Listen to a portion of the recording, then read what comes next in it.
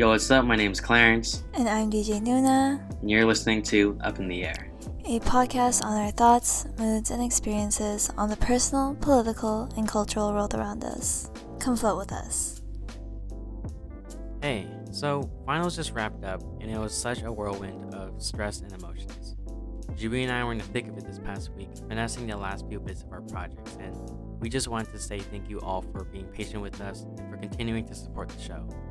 We hope you're doing well, taking care of yourselves, and also finding time to relax a bit. Something we're really looking forward to. With that being said, we're so excited for this week's episode because we have the incredibly talented Lauren Kim joining us. She's a photographer, illustrator, and designer whose work you might have seen featured by local wolves or under the creative umbrella of after-school projects. We're such huge fans of Lauren's work and even more so her kind spirit. We had so much fun talking to her about her upbringing, how she found her style, and her approach to the complex world of being a creative. Here's our conversation with Lauren. Hope you enjoy. Lauren, thank you so much for joining us today. It's an honor and a pleasure. We're huge fans of your work, and it's just, we're so happy to finally meet you. Thank you for having me. I'm really thrilled to meet you guys. I've been a big fan of I always want to say ASU Way, but it's not. Like, I know it's WA&E, but I always in my head, like when I see you guys on Instagram, I'm like, it's ASU Way. Anyways, I think I'm a huge fan of your guys' work and ethos. So yeah. Thank you so much. I mean, we saw you stop into our event with Aiden, and that was fantastic. He even gave you a shout out. I know. I told him, I was like, no. You're like, let me turn off my video. And I was like, bye. Oh my God. Yeah, that was a great event. But yeah, we really wanted to have you on today because, you do so much in your work. We've never, met in person, but, we can see that you've done a lot of photography and design, illustrations, all these different avenues. And, we really wanted to have you on to kind of talk about your creative process today, inspirations you might have and just how you got to where you are. Yeah. But for the folks who might not know you, Lauren, can you please tell us about yourself a little bit? Yes, I can. So I was born in LA, and then we moved to Irvine when I was 2. And so I've been here ever since, and that's how I know Aiden and everybody, because we kind of grew up in the same area. But yeah, I went to a performing arts high school called OSHA. It was quite the time. Definitely have like plenty of stories from that, but yeah, it was really cool. It was definitely like a huge stretching and growing experience. And that's kind of where I discovered like kind of what I wanted to do, because I think my whole life, like even when I was really young, I come from a family of like creative people. So like my sister's an actress, my mom's a designer, my grandpa's an artist, my grandma's an artist. So it was like kind of really ingrained, I think, in me from a young age. But OSHA was where I kind of explored what I wanted to do. So I actually went for scenic design. And then sophomore year of high school, I discovered photography, and I was like, this is very cool. And then the following year, I got into design. So it was one of those things where when it came to time to like apply for college, I was like, what do I do? Like, I have no idea. I want to find a way to like marry all of them, but I was young, so I didn't know how to really do that. Like, I was like, is there a major? Like, I don't know. And my scenic design teacher kind of like, we were besties, shout out Wally Huntoon. And he was like, I think you could do scenic design. Like, I think you have a future there. So if you want, like, I'll take you under my wing and I'll show you like how to do this. And so I was like, sure.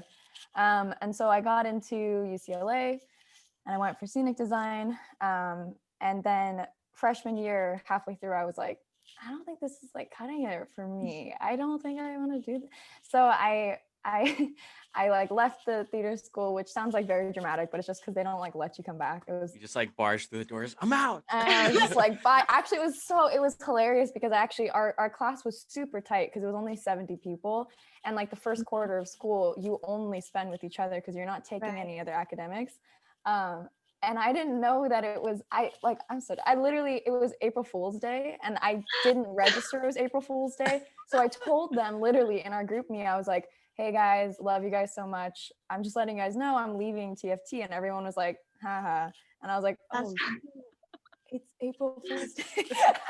They like never let me live it down. But anyways, I left, and then I spent that next 8 months developing my portfolio to transfer to DESMA, which is our design school.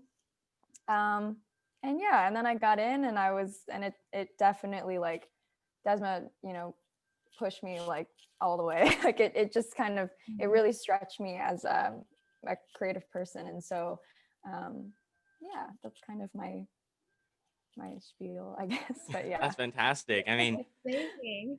yeah, Jubilee and I are both in the design program at UW, and so Cool. like we have that similar sort of thing where we didn't know that it was a thing, to major in, and so that's really interesting to learn about. And I know you said that you grew up in Irvine, right? Yes. Mm-hmm. So Yeah. have you been up to Seattle? I feel like you're No. so like indebted into the No, into I the know. Seattle community. It's like a meme now between like me and Aiden and Jen and all of our friends, because I know all of their friends, and we all follow each other on social media. Like we talk, we play Among Us together, but like I've never met them in person, and I've also just never been to Seattle. And so yeah, I'm really hoping to make a trip up there, because it would be great to meet people in person and explore. So yeah. No, yeah. That's wild to hear that you went to a performing arts school. I always think of the show Victorious and I know. that dynamic there. Oh, I know. Everybody, when I would go, all of my friends from home would be like, is it like High School Musical or Victorious? And I'm like, no, it's like, I don't know how to describe. I don't even know. You don't sing during passing period? I know. I was like, in a way, I guess. But yeah, no, it's definitely wild. It's pretty funny. No, yeah. That's so cool to hear that your family, there's a lot of creative folks that go through all the different generations, and that your sister's an actress. That's so cool to hear like the different mediums that y'all are in. Yeah. But yeah, you kind of mentioned that when you entered the design program that it really like challenged you and stretched you. Do you think that, did you learn more about like foundational skills there, or do you think, when you got into the program, were you like, okay, this is for me? Because I think Clarence and I, in our design program, a lot of us experienced burnout and like, oh, is this for us? Oh, yeah. Or I think a lot of us are having just existential crises like every day. Every day I feel you. Yeah, for sure. Yeah, so okay. So DESMA as a whole, I don't know how your guys' design programs are, but ours was really geared to be interdisciplinary. So it was very like we would do some 2D things, but there was a lot of time spent with 3D. There's a lot of time spent with like coding, and I think the kind of ethos of their program is they want to spit out kids who really know how to like do everything. But I quickly learned that I had like zero interest in 3D. I had zero interest in coding. I really wanted to stay in like the print 2D like photo area. And so, it became this thing of kind of trying to figure out ways to tailor these classes that I was taking where I was learning, but I was like, I know that I don't, like, I'm so excited to be able to integrate these things into my practice, but I know where I want to go. Like, I know what I like. And so it became this push and pull. And I feel like, I mean, it was sometimes a hit, it was sometimes a miss, but yeah, I would say it was challenging in that it really forces you to kind of go outside your comfort zone, which I think is a huge, obviously, pinnacle of like college is just going outside of your comfort zone, especially as a creative person. And I'm really grateful for like all of the exposure I got to different programs and like different ways of thinking. But I think it was kind of a game of like, how can I make this still feel true to me and still feel like something I can put in my portfolio? Yeah, and yeah, kind of have my voice still come through. Because yeah, I think there's all the, we could get into like all the, I think the kind of, I think, expectation too within design. There's a lot of just things I think that people follow, or guidelines and rules that sometimes I wonder, how about we go away from them? No, Yeah. for sure. Because we mentioned it in the last episode with Aiden about the difference between art and design and how design schools sometimes, yeah, they really put in your brain these rules to follow, and it's really user based, which is really, that's very important as well. But Yeah. I do think what Clarence and I admire about your work is that, yeah, we can really see your style, which is amazing. Like, I feel like when I see your work, I know it's yours already. And Such a compliment, you yeah, guys. and I feel like you beautifully like you intersect art and design really well. But yeah, I definitely think it's like a lot of learning and unlearning within like after design school or something like that. But Yeah, I would say definitely, because I think Aiden and I talk about this stuff, I think, a lot too. Like, we're always just having these conversations of like, how do you approach, how do you approach being creative, and what is the kind of like metric of you doing it for yourself and doing it for Right. others, or making it a career but sticking true to kind of why you liked it in the first place. I think that that's something that every creative person who kind of hops into the like corporate or kind of freelance world grapples with, that because it's like it, most of the time it starts for people as just being interested and being really excited, and I think school can sometimes really, yeah, like you said, it can be very tiring. You can burn out, and then I think it's just that challenge of getting back to center of like, why do I like this? What did I like again? Like, what do I want to do? So yeah, I feel you. So another thing that we noticed actually about your work is that you're tapping into so many different like mediums, and um, do you think that's kind of coming or stemming from sort of like your family's background and how they're doing so many different things, and you're like, I want to try all these different things as well, or is it more kind of in school you're exposed to all these different like kind of programming, 3D stuff, 2D stuff, coding, So Yeah. what kind of like is pushing you to go into all these different mediums? That's a good question. I feel like it's kind of a mix of all of that, because I feel like, yeah, like I think within my family, like we're always having conversations about being creative and specific. I mean, and it's cool like talking to you guys because I know you'll understand too, but I think also just being like Asian American and how to kind of like integrate that into your creative practice. So we talk about that a lot because that's something my sister and I've watched my sister kind of like go through in her experience with Hollywood and just kind of like, whatever. Anyways, so that's one part of it. And then the other part in terms of like medium, I think is because I think I just get so overexcited sometimes. Like I think my style is like very expressive. The way that I edit things and the way that I deal or treat like photos or design is very reminiscent of kind of how I feel. And I think I mean, everybody will say this, but I think a huge part of tapping into your style is really being in touch like with yourself, and really kind of like, whether you're in a good or bad place, it's kind of just recognizing, like, this is where I am right now. And so I just really like layering things. I love taking a photo, layering it with something with design, like bringing in an element of, like 3D, like, because I like to kind of keep those tools like sharp just in case.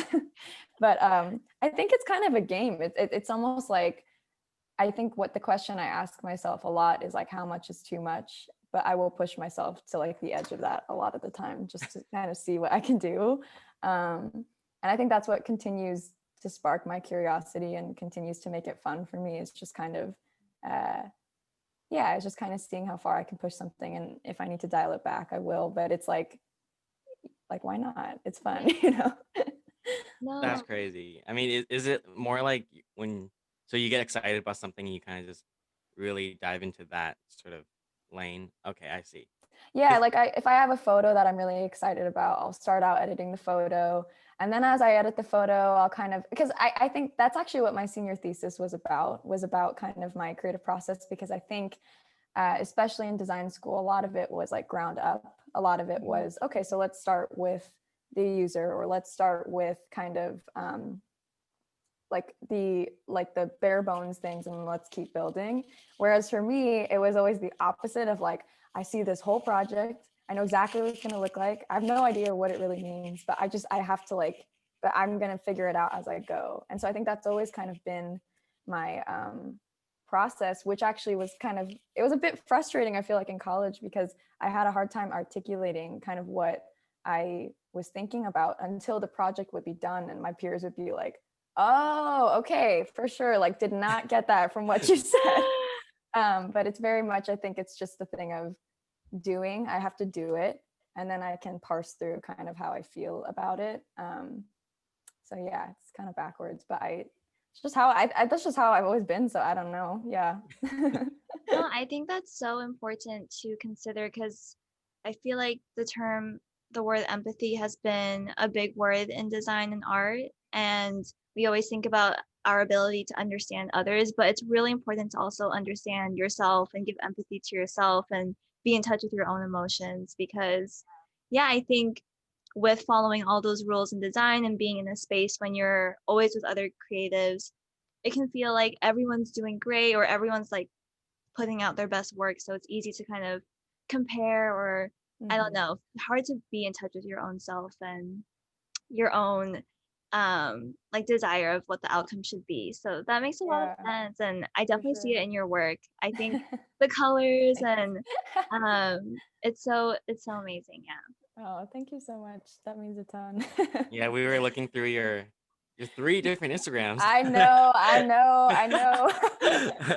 But we just Oh love man. everything, you know. We're like, we Oh, need thank it. you. Yeah. That's so But nice. in transitioning from kind of the UCLA and then into your professional career, you know, Yeah. it's obviously very daunting. And, you know, I guess, how did you navigate sort of moving out of the university setting? Yeah, it's definitely I mean, I think also moving out of the university setting and then being hit with a global pandemic, it's like the most shocking thing. Like it was very weird. I mean, I'm super lucky because I'm very tight with my family, and so it was really cool being able to move back home. And I don't know, when I graduated, I really was just kind of like, because I had just spent a whole quarter on my senior thesis, and it like drained. It was like I put everything out there, and I was like, I need a break. And so I like traveled, and that was really cool. But then when it came, like September, I was like, oh man, what am I doing? Like, do I want to freelance? Do I want to get a full-time job? And I think obviously that's the question that everybody in a creative field asks themselves after. It's like, and it's so, but I think that somewhere in there, I kind of just held on to this trust that whatever I'm, experiencing or wherever I am going, like it will produce something. And I think, because I think it can be really easy to get in your head about like, even, comparison, like comparison game is crazy in terms of, you're watching your peers like land these crazy jobs and you're like, like, okay. What about, it's like that Mr. Crab meme. I think that me too, right? But I think it's just kind of remembering like, I am going at a pace that works for me, and I'm using this time. And I think in between my jobs, so basically what happened was I graduated. I was like, there was nothing. I was like, I don't know what I'm doing. I haven't really applied. And then I was applying and I wasn't really hearing back. And then I got one really cool opportunity to do some merch for this show. And I was like, cool. And it's so funny because it was like 6 months of just being so not sure. And then it was like 1 month of just a ton of work. And I was like, see, this is so crazy, like things change so fast. And then in February, I was also doing a show with my friends. So we were traveling to New York. And then I came back and I applied to this job on a whim. And then I got that job. And now I've been working there for like almost a year. Anyway, so what I'm trying to say is it changes fast. It really, and I think I hate saying it, but like trusting the process is like is crucial, because I think that, again, it's really easy to get in your head and really easy to be like,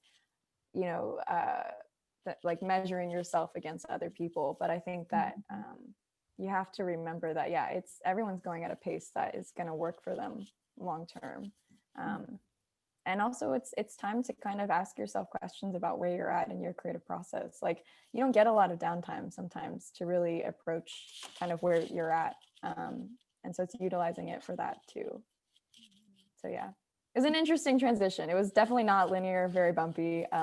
Yeah.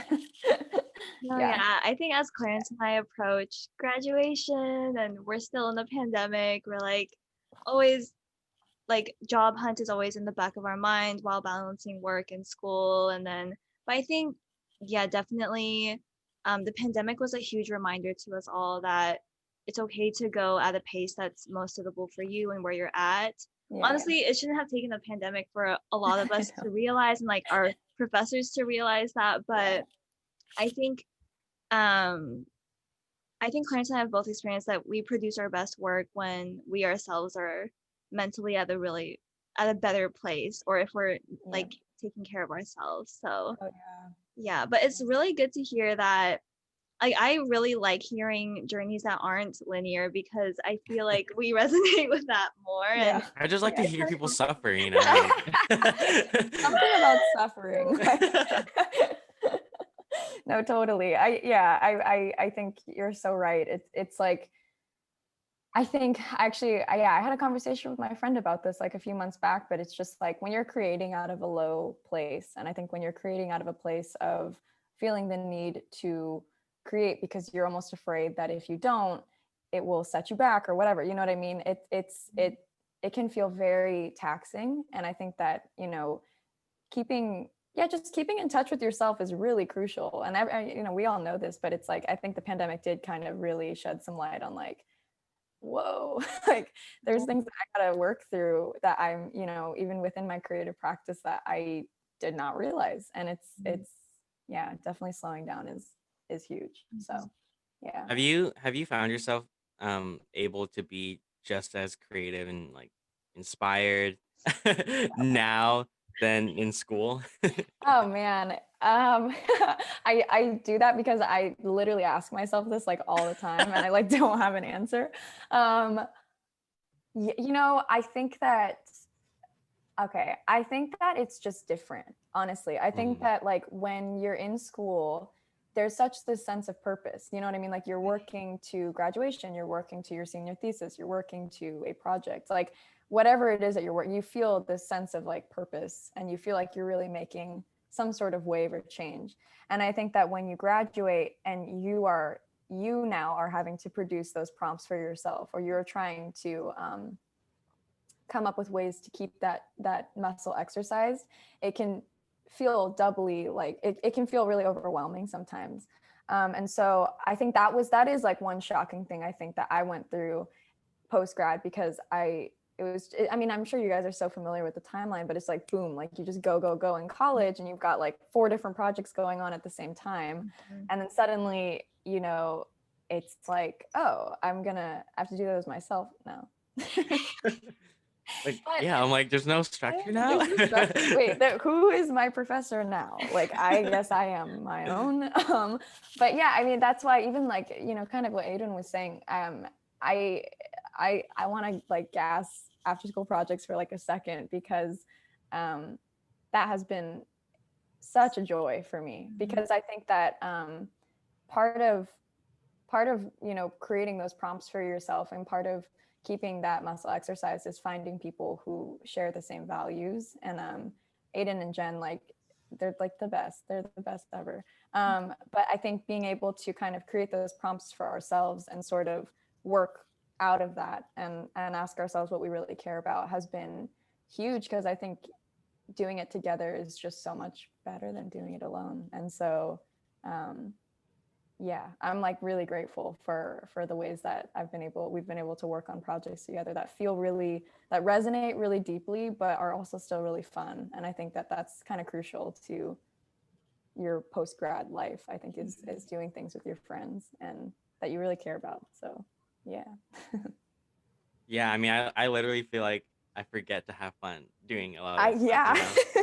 because you're just so like deep into it, and you're like, Yeah. oh, like this is something I like to do. It's not something that I'm forcing myself, and I'm just Mm-hmm. tugging along. But Yep, totally. yeah, I mean, I think I have that kind of struggle too nowadays, especially nowadays, being like having not like see a lot of inspiration and Mm-hmm. whatever out there. So I guess what kind of things do you do to keep yourself sort of like moving along and inspired Yeah. if you're doing anything. I mean, like I know that we, gave you a question about sort of like looking at things that aren't necessarily like creative and Hmm. finding inspiration in that. And so is that Yeah. something that you do, or is it more, something else?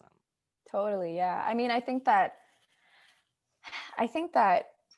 um, in general, I think that creative people, and not just creative people, I think, we're all very visual. And I think that whether you're in a creative field or not, like you're always looking at stuff that you either like or you don't, And I think that it's a lot for me of it can be as simple as like seeing a pattern on someone's shirt, or like walking down the street and being like, oh, I didn't even like that's something actually that was hugely inspiring for me recently. Was I think living in the same neighborhood for the last like 22 years, and then being in this pandemic and being like, all right, I'm just gonna take a walk every day and kind of just take a walk for my mental health, but then kind of even like using it as an exercise to Right. notice things that I hadn't noticed before, or find inspiration. Because I think at the beginning of it, I was feeling so like stopped up, because I was like, there's all these projects that I like wanted to do, and there was all these things, and they require people, and now I can't, and so it was kind of this thing though of me understanding like you can derive inspiration from anywhere if you're really looking like hard enough or whatever. And so I would go on these walks and notice things about the houses near me, or even like the kids on the field and stuff. I was just kind of trying to like train my eye a little bit more in a setting that I had that was so familiar and that I knew like so well. So that was really cool, because I found a lot of things that I just had not noticed before. But I also think it's also, I mean, I am hugely inspired by conversation. I think like obviously human connection and kind of what you guys are talking about, like human empathy, is huge. Like I think that without it, we don't have things to work off of, in my opinion. Like you know what I mean? Like I think a lot of elements of design and a lot of elements of art are, largely human connection based. And so, yeah, I always feel like really inspired. I mean, I know I'm going to come out of this conversation feeling super inspired too, because I think it's just I just think it's special, kind of, talking about each other's processes and seeing where other people are, and then relating it back to your own, and taking nuggets of like wisdom, because that you can take that from anywhere. It doesn't have to just be a conversation with creative people either. I have conversations with all kinds of people, and I'm like, man, that's so cool. So yeah, but sorry, the long-winded answer to yes, I think you can, I take inspo from a lot of different areas of my life. Yeah, I mean that definitely kind of takes practice too, right? Like you say Mm-hmm. that you have to go on a walk, and then you realize like, oh, I can take a lot from just seeing the kids play or whatever. But Yeah. yeah, I mean, I definitely need to try to do that more. I'm like so just like stuck in the house and like, Yeah. oh man. Yeah. Oh yeah. No, I know. Yeah. Sorry, keep going. Oh, no, I think there's just a lot of value in finding the special things in the mundane practices, because yeah, we're stuck in the house, and yeah, Clarence and I are also both living with our parents, and Mm-hmm. like I grew up in this room, so I feel like I have flashbacks to my childhood. Totally. And Yeah. I think there's good and bad things with that, because like I've been becoming more familiar with like the term inner child, which is like kind of Mm-hmm. hippie, but I think in design and art it's really special to be more in touch with that, because design and art is supposed to be fun and like Yeah. freeing and Yeah. liberating. Yeah. So yeah, definitely Mm-hmm. takes practice though to find value in the mundane. Yeah. Yeah, no, definitely. I think it's like kind of what you're saying, because I've been doing all that work too with inner child, because I feel like it's just inherent. Like you go home and you're in your childhood bedroom and you're remembering all these experiences that you had when you were younger, and it's still there. And it's funny because you think like, well, I mean, I went to college and I whatever, like, it's fine now, but it's like, no, those are still things to work through. And so I think yeah, I mean, I totally feel for you guys. I think, and I experience it a lot too, in terms of, I think it's really easy to get in your head. And I think also in being in the field that we're in, and I think there's this accountability, I think, to yourself all the time, of being like in touch with who you are, in touch with what you're thinking about, but also making things for other people. And, and so it's this balance. And I think that this is my reminder to myself and to you guys to like definitely go easy on yourselves, because I think we all need more grace these days anyways. But I think that, you know, it's fun, and it should be fun. There should be things that you like about it. And yeah. You talked a little bit about after school projects earlier, Yeah. and we know that you are collaborating all the time with different people, and I guess how do you sort of find yourself um, doing that? Like, how do you find yourself creating your best work with someone else, given that you seem to have your own style, and someone else might have their own style? So, what's some tips, and how do you navigate that process? Definitely. So I think the first thing for me is like, and I mean, this is so basic, but it really is like treat everybody the way that you want to be treated. I think that I've been in collaboration before with people where I really felt like my time wasn't valued, or that my ideas weren't valued, or that I felt like spoken over. And from those experiences, it can be really disorienting for you as a creative, because you're like, I care about this and I have ideas about it, but why don't I feel like connected, or why don't I feel like this is really like going to fruition the way that I thought? And then you realize, and so I think it's one, just treating people with a lot of respect and a lot of kindness, because everyone's going through their own stuff, and it is informing the way that they do their creative process. And so I think yeah, like be friends with people. I think sometimes even within like the design community, it can be very like gatekeepy. People can be really like possessive, and I fully understand, but at the same time I'm like, again, this is fun. Like this should be fun. Like when you're collaborating with people, yes, you're collaborating for a product or for some sort of outcome, but like, let's not make this like harder than it, let's have fun with it. So I think that that's like the first thing, is just kind of approaching people and being positive, and really trying to and in the process of working together, getting to know the person too, and as a friend, I think is huge. And I think in terms of navigating different styles, I think it's just communication. I think it really is kind of learning what you are willing to negotiate and what you aren't. And I think that finding people who speak that same language as you is crucial. And that's kind of what I think with after school projects I found, where it's like all of our ideas are very valued. I never feel like if I bring something to the table, it like will immediately get shot down. It's always valued. And I think that that's really important, because yes, again, you are working for a product, but you're also, when you share creative ideas, that's a part of you. And so treat it, with respect and really, and listen. So yeah, I think yeah, but yeah, it can be kind of sticky sometimes with different styles. I think it can be like, but I think it's just always kind of, again, keep what is really like deep to you, but learn how to negotiate, I think too, in terms of creating a product together. So yeah. No, for real. I think you use the term gatekeeping, and I think that's something that is really true for the design industry. And no, yeah, Clarence and I really looked through like your work, and we came across your YouTube channel too. And I loved your YouTube channel.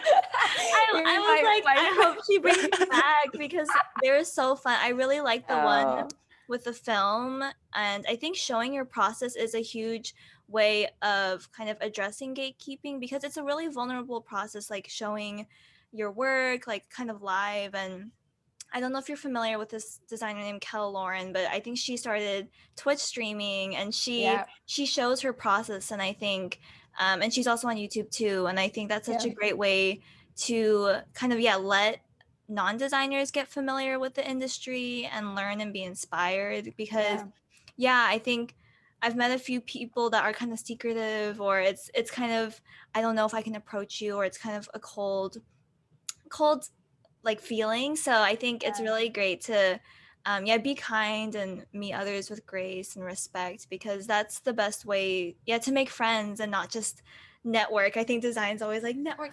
No, totally. It's so funny that you bring up Kel Lauren, because I actually was talking to Jen and Aiden. We were at dinner, and I was like, there's this designer, and she was talking about capitalism, and she was talking about gatekeeping, and I was like, whoa, like, and because it's so true.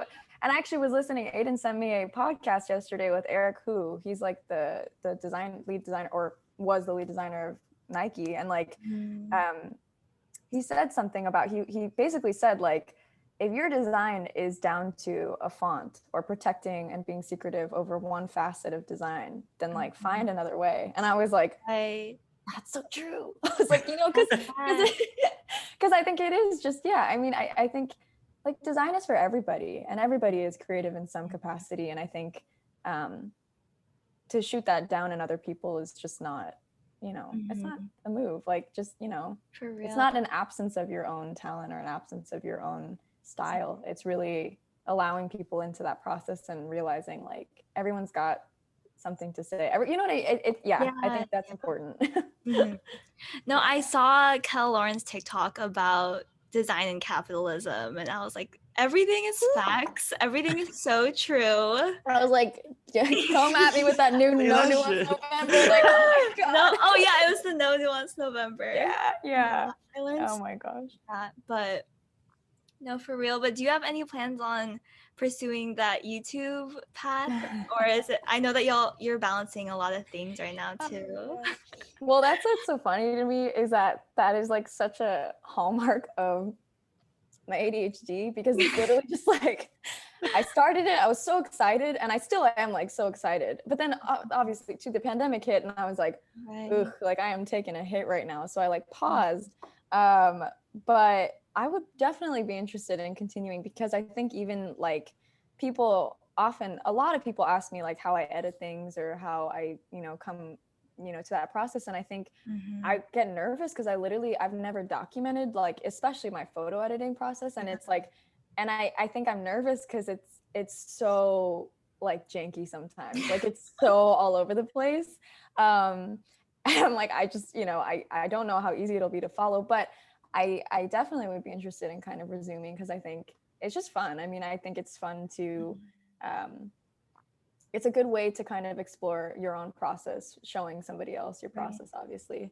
And I don't know, but yeah, I've been, I feel lame because I keep bringing up TikTok, but I like have been doing TikTok too, though, because it's like the short form, because I feel like, you know, people's attention span too is like crazy now. And so I've been doing like more like short form stuff on there, which has honestly been really fun, because it's been a challenge of like, how much info can I put into this like 1 minute video that's like enough to keep someone's attention, but also like still says something, you know. Yeah. And so yeah, I don't know, maybe. Honestly, TikTok is amazing. Like, there is a niche for every single person. I just hate that it's now the third time. Oh man, this is so tough. Okay. This episode is just like, Lauren loves TikTok. Lauren Kim is obsessed with TikTok. Like, crazy. Oh man. Yeah, I mean, I feel actually though with TikTok that I like how it is so short, because it seems like it's like you can give so little time to it, but still like put your work out there. Because I feel like when I'm posting to Instagram or posting somewhere else, I'm like reading the caption, like, okay, this is like so calculated. I need this, and like I'm looking for the likes and whatever. But I kind of like those short form videos. Yeah, totally. No, for real. And you mentioned earlier about being an Asian American woman and how that has kind of impacted your career and your sister's career. And then you also talked about in the collaborative space, sometimes it feels like getting spoken over or your ideas not being valued. And I think for me as an Asian American woman, I kind of resonate with that experience. If I'm in a group project with men, it's kind of sometimes Clarence has witnessed that too, kind of me being like, But yeah, how do you navigate that? Because I've been seeing a lot more articles on even how imposter syndrome is really related to like generational and racial trauma too. So yeah, if you have any insights on that. Oh, definitely. I mean, I think, not to shade Desma, but there was a moment where I was with my friends. It was like senior year, and we were, you know, working, and our program was predominantly Asian, but it was predominantly Asian females. And it was this moment of being like, we're the majority, but we feel so like unheard a lot of the time. Like we're literally like technically the majority. And then it was just kind of this reckoning moment of being like, how are we such a large population of this entire class, but for some reason our ideas are always the ones kind of pushed. And I think that it's still something I'm navigating and something I'm really trying to find my footing in, because I think that I think it's a lot of learning to value yourself and learning to value your ideas. And I think that's kind of a lifelong process, especially with like intergenerational trauma and with the addition of like kind of inherently maybe grappling with things that you've kind of experienced. I think it can be really easy to kind of just double down on like your ideas or kind of just shy away. But something I've really been trying to challenge myself with this year is being really honest, like with, you know, how I feel and where I'm at, and trying really hard to not let that kind of influence how I communicate, because I think that that's the first step in kind of undoing that. But it's so much unlearning of communication styles and of really like putting importance on yourself and your ideas in a way, obviously like continuing to stay humble, but just knowing like I got here and I deserve to be here. But I think the addition of imposter syndrome is something that I wrestle with all the time. And so I think it's kind of it's an upward journey, uphill battle. But I think that as long as we're cognizant of it and we're aware and we're making other people aware of it too, I think that, you know, we're doing work, like we're putting in the work. But it's definitely not a one and done situation. I hope that's a good answer. But yeah, I'm still grappling and kind of trying to figure out my place too. So yeah. No, that makes a lot of sense. And it's even more so important what you said earlier about working with friends that really value you too, because they can also help you like communicate your ideas or invite you to the table. That makes it easier. And Clarence always jokes with me and sends me memes on like, you be like, communication is key, but then you ignore everyone or something. Where's the lie though? Yeah. It's true. I mean, like, it's definitely an uphill battle and something I'm constantly learning about, but that's honestly really true. Yeah, I also think it's to kind of bring in the podcast again that I listened to yesterday. It was just such a good, I'll send it to you guys. It was really good. Please do. It was really good. But he was saying that he came into contact with a designer in New York when he was like 24, and that designer reminded him of who he was when he was like living in suburbia, and he was like on the outskirts of LA and was kind of lame and class clowny and whatever. But this guy was so successful and he didn't sacrifice any of that, being like an Asian designer. And he basically said that was the turning point for him to kind of be like, I can be 100% myself and bring all of myself from my childhood to even like trauma that I've experienced, everything to the table and still be successful. And I think that's very key to everyone, to your experiences, sort of recognizing like, this is so cheesy, but there is only one of you. Like there's only one person who's thinking about what you're thinking about all the time. And that is inherently valuable. And so I think, but believing that that's valuable, I think is very key to being able to communicate that thereafter. But yeah. No, for real. Yeah, I've been repeating that to myself too. Or like when I talk to my friends, I'm like, you're the only person that could have produced this exact result. And that's really special. So, and design is so subjective. You can't please everyone. Yeah. Exactly. And you won't, and that's okay. You know? Yeah. Totally. Yeah, I love how we're kind of circling back, you know, to this recurring theme of like, it seems like people, you know, from a distance, they know what they're doing. Like they have it all together, but in reality, it is just a lot of, it's the process, and, you know, like you're still learning and evolving. And I think it's just so nice to hear that we have this sort of shared experience, you know? Yeah, definitely. I mean, kind of sad that it's going to always be a thing, but, you know, yeah. So you said that you're going on a shoot later today. I'm interested to know kind of like what you're working on now and other projects that you were really excited about that you just completed. Yeah, for sure. Well, also just to speak really quick to that last thing that you said really fast, it's also like I think though that too, it is a process and it's something you'll go through forever, or not forever, but I do think like there's so much confidence with like time and with like knowing yourself. And so like, just know, yeah, I don't think it stays like this forever, but I do think like it's just, and I think it's something where it's good to kind of, it keeps you on your toes a little bit, but it's good to also accept like I can be successful and I can be confident in what I know how to do. Anyways, I have 2 shoots. I'm juggling right now, like freelancing and then doing full time. So I am doing a shoot for a musician in Malibu. So that should be really fun. And then after, I have a video shoot, which is something that I don't often do video, but if I do, it's normally for like a friend because it's definitely not like my strongest forte at all. But yeah, it's basically it's like this music video and it's in collaboration with an artist in Pennsylvania. And yeah, so I'm working with my friend. She's a dancer. She's amazing. And so yeah, it should be really fun. But yeah, that's something that I've kind of been like learning over the last 8 months is how to juggle like working full time and then also doing freelance, but also making sure that it's, projects that I care about or that I really like want to do, I think is kind of key.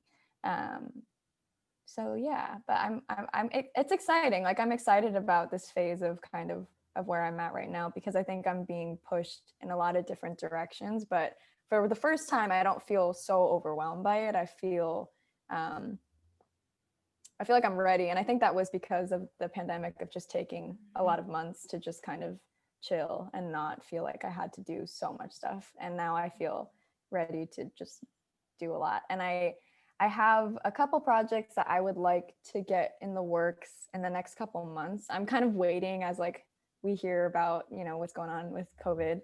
But after, I'm hoping to get those started. So it's a video and photo project kind of about just this whole experience. And so, yeah. Yeah, that's so great to hear. And what you said earlier is just really encouraging for Clarence and I. Like, we were like, that's so good to hear because, yeah, it's all about making it like a sustainable practice because I think if life was what design school was like, I don't think we would No, absolutely not.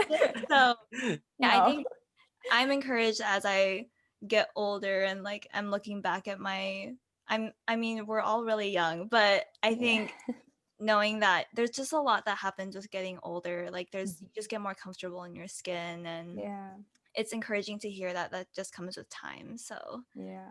no, yeah. And yeah. Oh wait, you go first. Oh no. Yeah. No, I was just gonna say too, I mean, this is something I remind myself all the time too. It's like we are so young. Like we are so young and there's so much left to kind of like figure out and discover. We are not at this point supposed to have anything figured out. Like this is the time to not know and to have fun. And I think that but I know that sometimes with design school it can feel very opposite of just like this is it.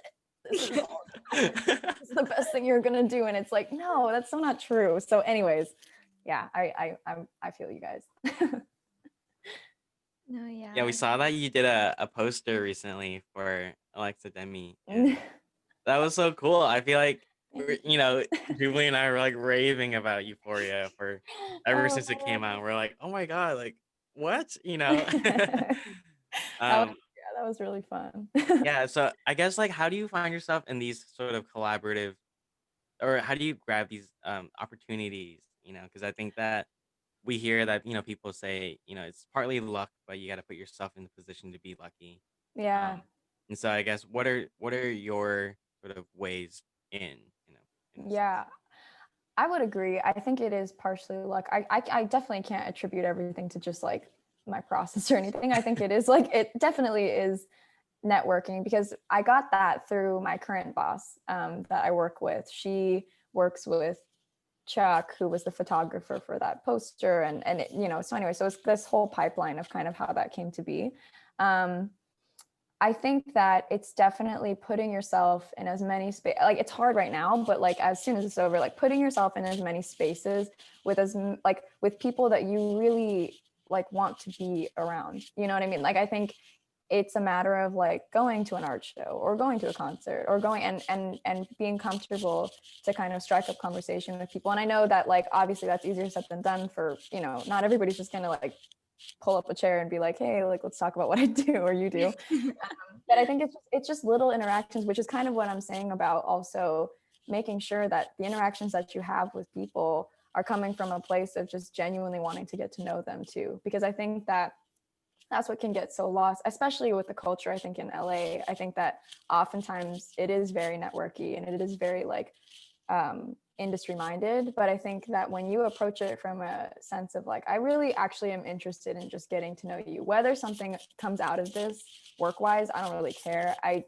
You know, this is life. Like, let's like, you know, meet people and like, and I think that is kind of for me what has worked. But I hate to even say work because it's like it's just, and I think one of the best parts of being a part of this industry in general is the amount of really cool and just genuine people that I've met just by way of striking up a conversation and getting to know someone. So I think yeah, and don't shoot anything down for sure. I think that like there's been a few times even when I was younger where I was like, I don't know if we really like vibe, I don't know, blah, blah, blah. And then it ends up being something, you know, really cool. So, you know, give things a chance and sort of, and approach things with the person in mind first, and then work can come after, you know.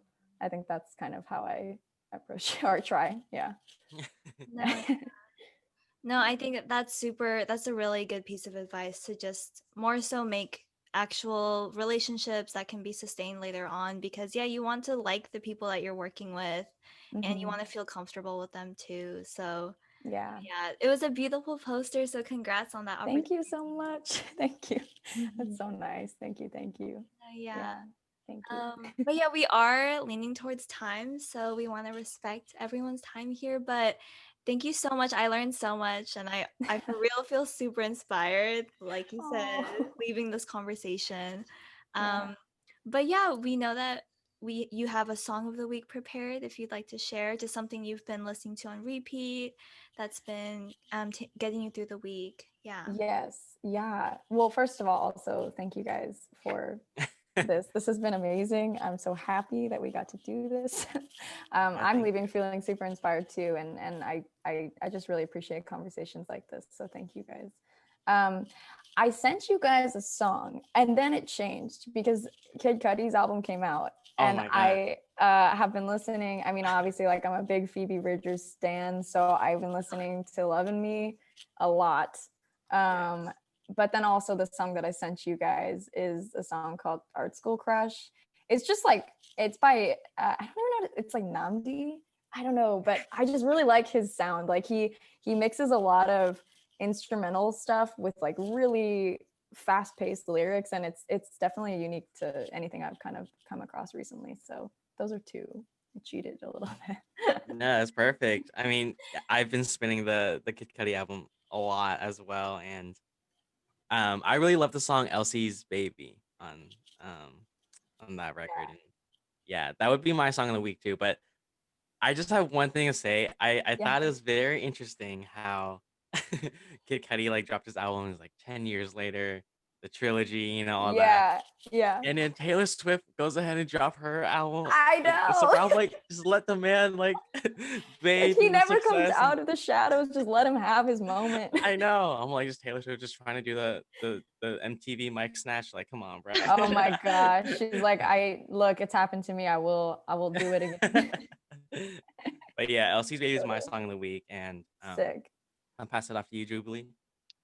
Yeah, I mean, this isn't really a song, but I've been listening to the Chloe X Halle Tiny Desk every single day Ooh, now, and amazing. I think I just repeat the one part where they transition into Do It and then Ungodly Hour.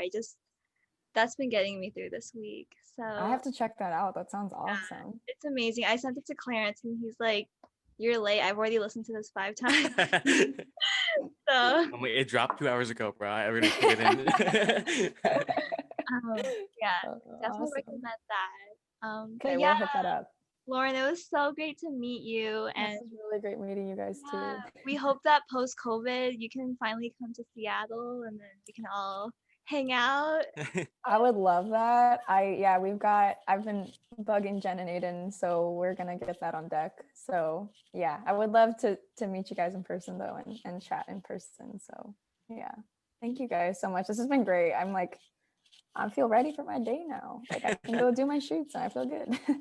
Yeah, good luck with everything. And we know Thank that, you. yeah, you're a busy person. So thank you so much for your time. Thank you so Um, much. Thank you guys for your time. oh my God, thank you. But check out our episode and we'll be back next week, guys. Thank you so much for tuning in. We'll see y'all. Peace. Bye.